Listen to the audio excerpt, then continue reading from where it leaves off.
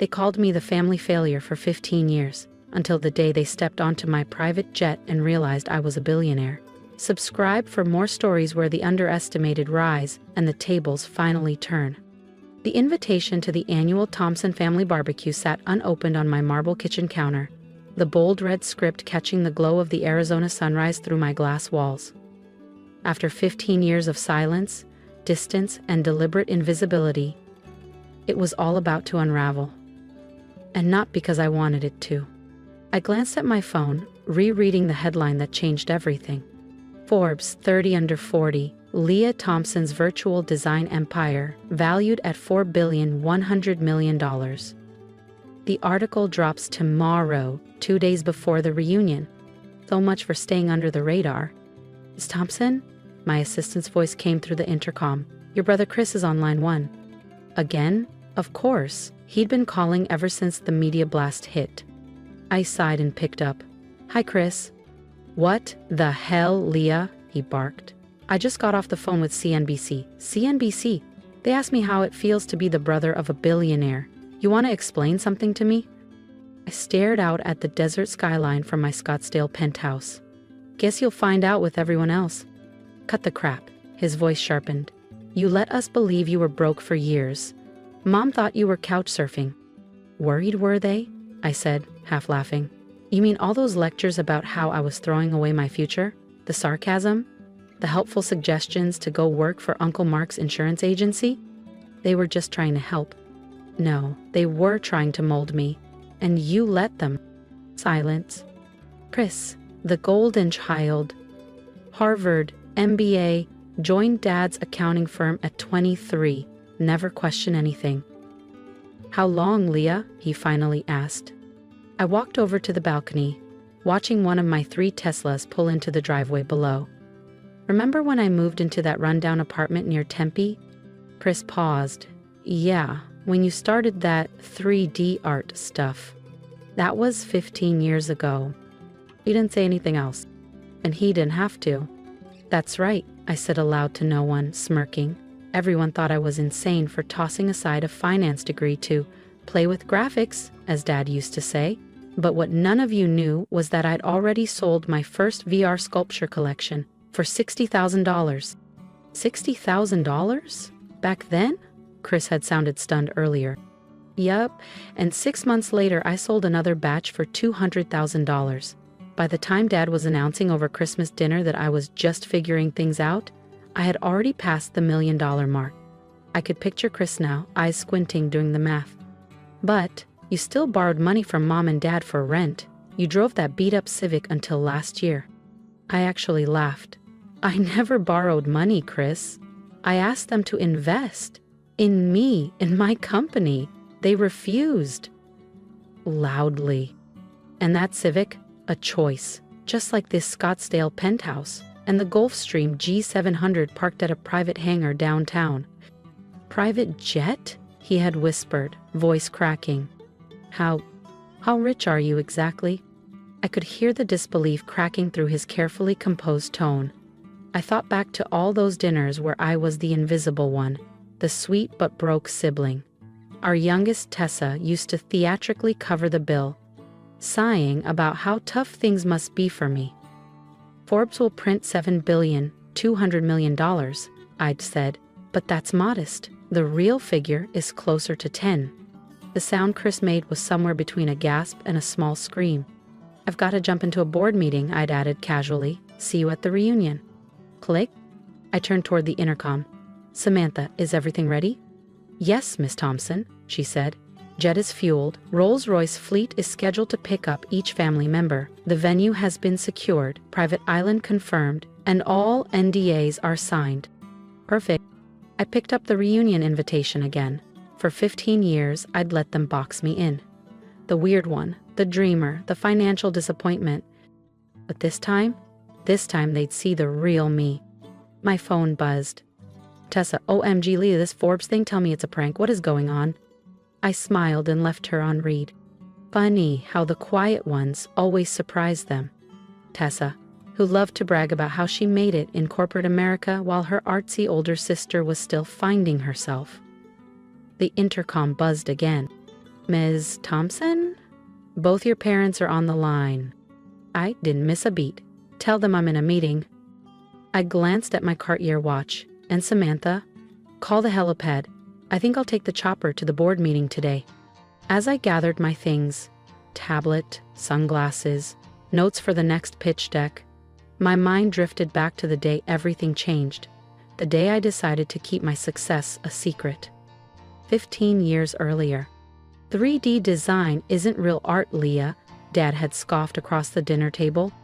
And this crypto art thing, he added, eyes narrowed, it's a scam. No one in their right mind is going to pay for computer-generated nonsense. I was 22, fresh out of Wharton, sitting at Sunday dinner in my parents' Phoenix estate trying to explain a vision they didn't want to hear. They hadn't paid for an Ivy League education so I could play with pixels. Actually, Dad, I just sold my first collection for enough, he snapped, cutting me off. You either come work at the firm like we planned or you're on your own. No support, no safety net, just a cold cut-off. My mother gave me her trademark patronizing smile, reaching across the table to pat my hand. Ugh, honey, we're just worried.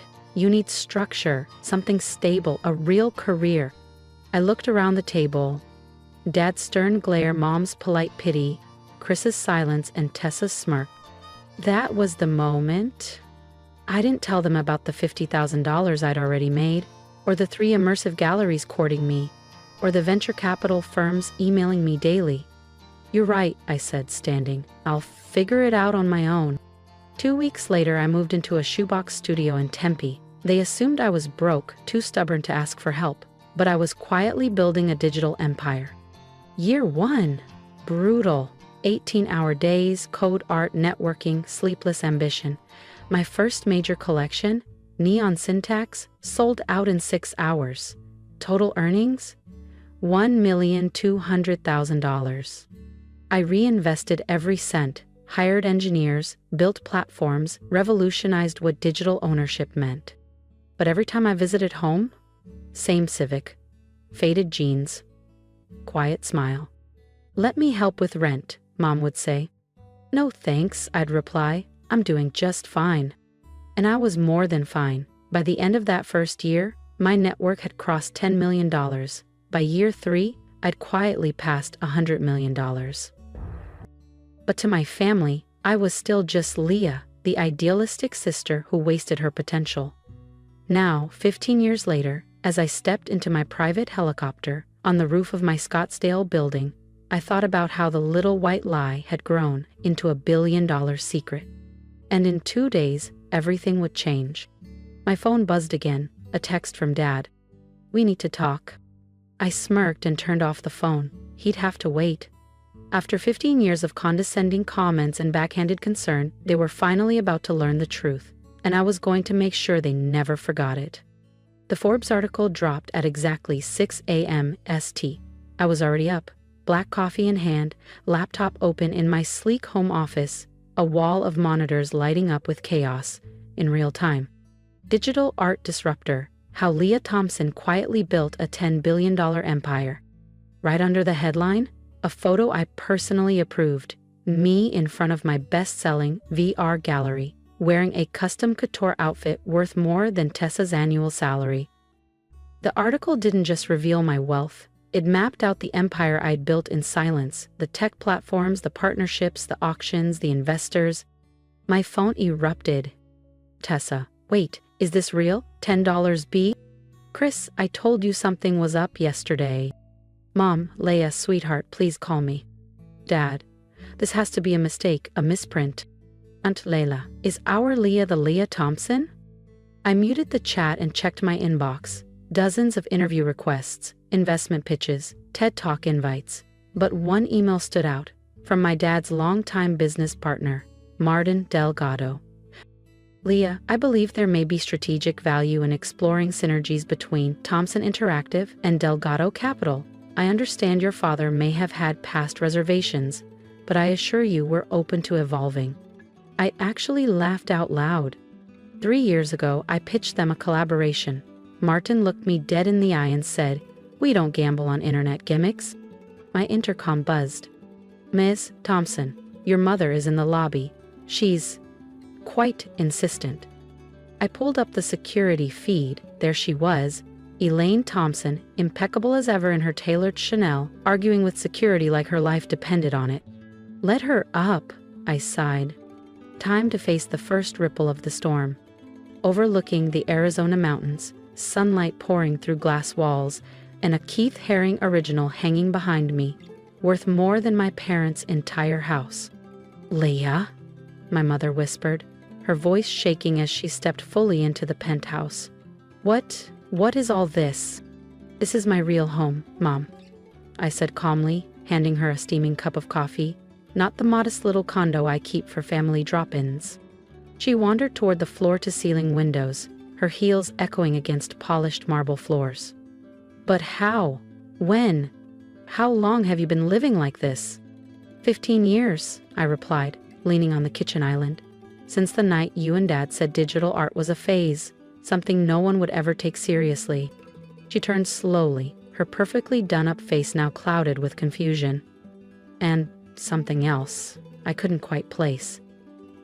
But we saw you struggling. The tiny apartment, that old Civic asking for rent help. I gave a dry smile. I never asked for rent help. I asked you both to invest in my company. There's a difference. And the apartment, the car, all part of the illusion.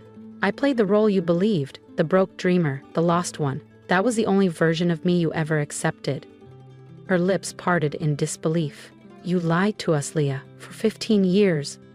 No, I said quietly. I just didn't correct the story you all chose to believe. You were so sure I was failing, you never looked deeper. She sank slowly into one of my custom leather chairs, her posture collapsing. For the first time in years, she looked her age. Does anyone else know? Just Chris, I said. He found out when the press release went out. I think he tried to warn you. She nodded. He called. Your father said it must be a mistake, some other Leah Thompson. I walked to my desk and handed her a folder. Here's the proposal I gave Dad 3 years ago. If he'd invested the $1 million I asked for, his share would be worth over $100 million today. Her hands trembled. He said you were looking for a handout, she whispered, that your art had failed. And you believed him. She didn't answer. Did any of you ever come to one of my exhibits? Google my name. Nothing. I turned back to the window, watching the city buzz below. The family reunion's still on, by the way, but I changed the location. I bought out the entire resort, too public. Everyone will be picked up by Rolls-Royces, flown on my jet, and we'll be celebrating on my private island. Your island, my mother echoed, her voice barely above a whisper. In the Caribbean, I said casually. I bought it last year after closing my first billion-dollar deal. I turned to face her fully. And Mom? This time, I won't be the quiet one sitting through dinner while everyone lists their promotions and new real estate deals. I've got some things to say too. She stood up slowly, smoothing her silk skirt with trembling hands. Your father? When he sees all of this? Her voice faltered. He'll have no choice but to admit it. That his daughter, his artist phase daughter, built something bigger than anything in the Thompson legacy. I smiled gently. And Mom? That's just the beginning. I walked her to the elevator, pausing just before the doors opened. Oh, and one more thing. Remember that Bentley you've always wanted? The one Dad says is too impractical? She looked at me, puzzled. I bought 3 of them last month, I said with a shrug. Just because I could. The doors slid closed on her stunned expression. As soon as she was gone, I hit the intercom. Samantha, is everything in place for the reunion? Yes, Miss Thompson, she replied smoothly. Island staff are fully briefed. Each guest will receive a personalized folder documenting every investment offer they declined over the years, along with current valuations. The video timeline of your achievements is finalized and queued for the welcome dinner. Excellent. I picked up my phone, opened the family group chat, and typed a single message. Looking forward to seeing everyone at the reunion. Dress appropriately for a private island. Transportation will be provided. Then, I refreshed the stock dashboard on my laptop. My company's value had surged since the Forbes article hit. Another $1 billion added to my net worth before sunrise. I thought of my father, probably in his office right now, trying to process how the daughter he dismissed had quietly become one of the wealthiest women in America. I thought of Tessa, still bragging about her six-figure salary and Hampton's beach house, blissfully unaware I could buy her entire life with a week's interest. This reunion? It was going to be unforgettable. My phone buzzed again, a message from Dad. "We need to talk before the reunion. Some things are better discussed privately." I typed back, "Everything will be discussed at the reunion, Dad. Isn't that what reunions are for, sharing our accomplishments?" Then I called Samantha once more. "Have the design team repaint the helipad. Make sure my name is clearly visible from the air." "It's already done, Miss Thompson." "Anything else?" Samantha asked over the line.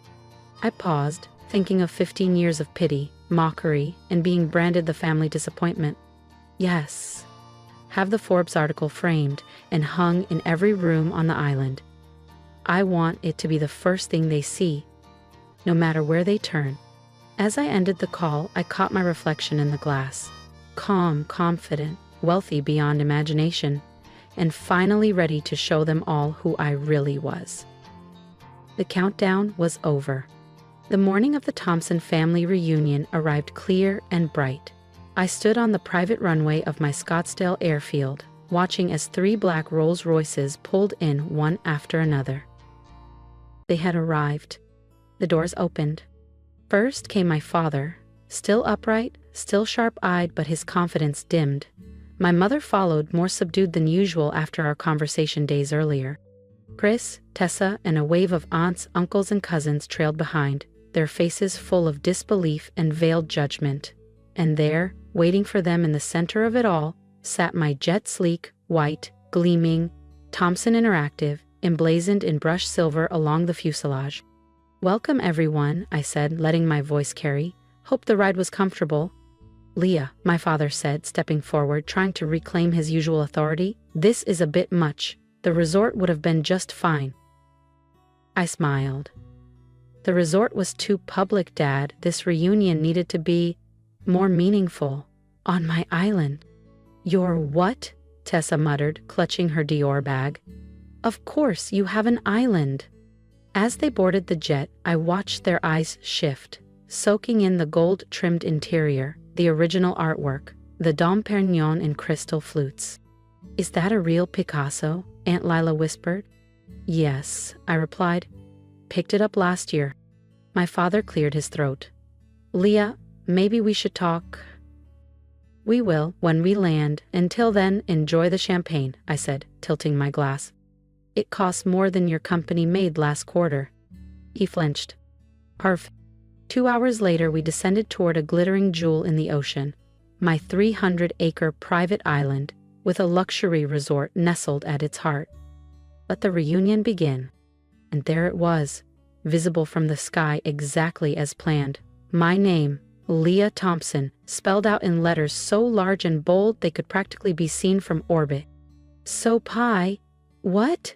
Tessa gasped, misreading the name at first. Then her jaw dropped. As we landed, I heard her whisper, "Of course she branded the helipad." Surrounding it were massive digital screens, each cycling through my most successful immersive art collections. The sale prices were prominently displayed: $2.30 M, $6.70 M, $11.50 M. Each one a statement in itself. "Welcome to Thompson Island," I said, stepping onto the tarmac, "my own little slice of paradise." "Little?" Chris muttered, eyes wide. The resort complex that stood before them was a seamless blend of futuristic architecture and untouched Caribbean beauty. "Everyone's rooms are ready," I continued. "There's some reading material waiting in each suite. I suggest you review it before dinner." The reading material was customized. For Dad, a printed timeline of every deal he declined, each missed opportunity annotated with present-day valuations. For Tessa, a comparison of her entire annual salary versus what I earn in interest per day. For Chris, an internal audit showing how much his firm lost by turning down a collaboration with my platform. I gave them an hour to settle in. Then I summoned them to the main dining hall, a glass-walled space overlooking turquoise waves, The long table sparkled with crystal, silver, and place settings worth more than most cars, and on every wall, the Forbes article, framed, backlit, impossible to ignore. They entered slowly, all pretense of confidence fading. Even their designer outfits looked oddly out of place here. "Please, have a seat," I said warmly. "We have quite a bit to talk about."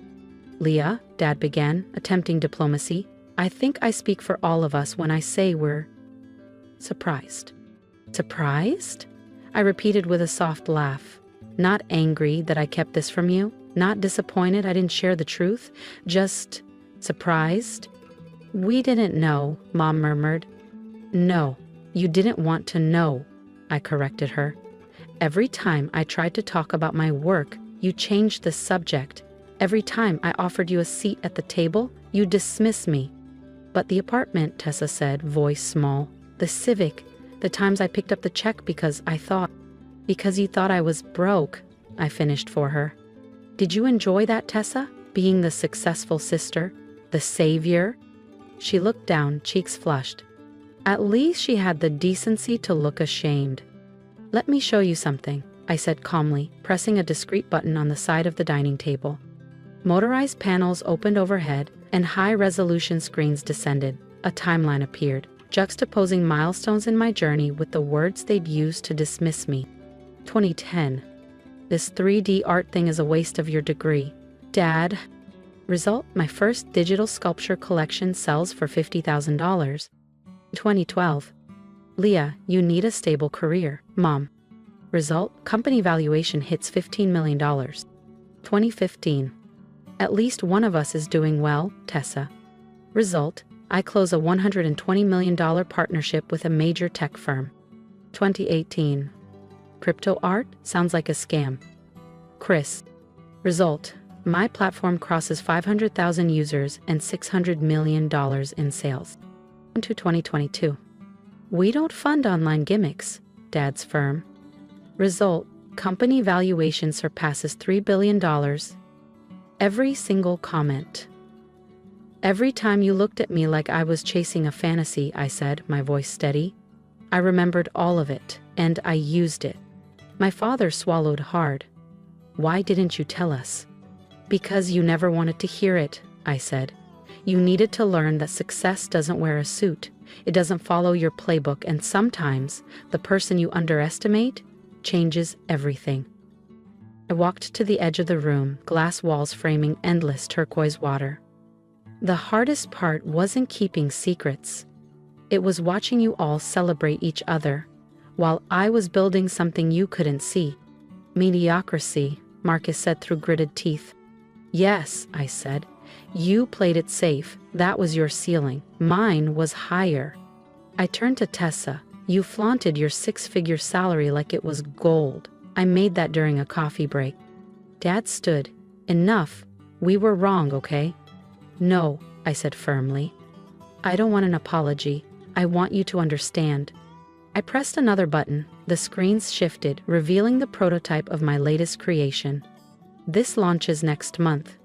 A redefinition of how art is created, owned, and valued. Estimated worth $10 billion. I looked at them all. "This time you'll see it happen with your own eyes. No more doubting." The room fell into a deep silence, the kind that only comes when illusions finally collapse. My family sat frozen, absorbing the reality they had ignored for so long. Finally, my mother spoke. "We're proud of you, Leah. We should have been proud all along." "Thank you, Mom," I said gently. "But I didn't do this for your pride. I did it because it was my dream, my vision." I looked around at the opulence they now couldn't deny. "And now it's my empire." "So what happens now?" Chris asked quietly. "Now?" I echoed, pouring myself a glass of wine. "Now we have dinner, as a family. But this time, we'll do it my way. No more pretending, no more hiding." I raised my glass. "To the truth." Finally. One by one they lifted their glasses. The shock hadn't fully worn off, but something was shifting. The rest of the evening passed in a haze of Michelin-level cuisine, aged wine, and hesitant but warming conversation. For the first time in 15 years, they weren't just seeing me, they were really seeing me. When they finally retired to their suites, I stayed behind, watching moonlight dance across the waves. Samantha appeared beside me, her voice soft. Was it worth it? I thought back to the timeline, their stunned expressions, the pride they never used to show. Yes, I said, but not for the reasons I thought.